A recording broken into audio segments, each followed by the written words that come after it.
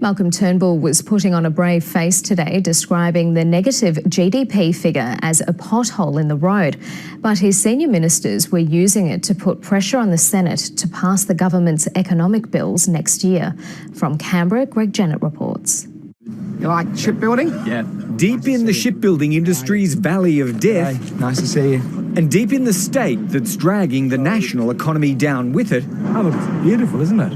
Ministerial buoyancy's the order of the day, despite the heavy weight of falling growth.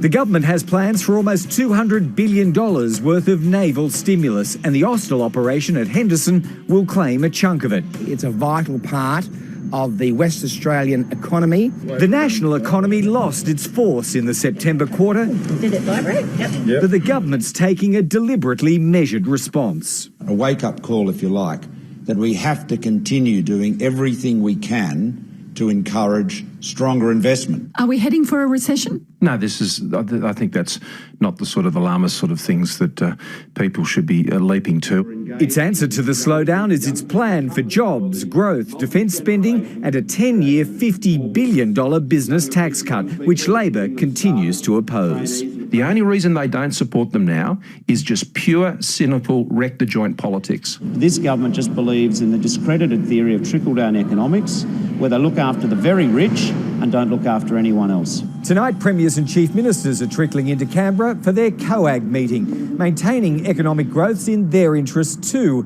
because most have budgets hurting from the revenue squeeze. Instead, the price of power is what several have come to scrap over.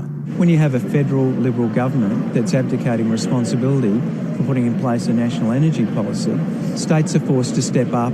With the Commonwealth ruling out emissions trading for electricity generators, Jay Weatherall's floating a state-led scheme. Premier Jay Weatherall says he wants to go alone. Well, he's going to be alone and in the dark. He is struggling to find friends. And we have no intention of a state-based scheme. If we are going to have a national approach, well, you do need the national government, the federal government, to be involved.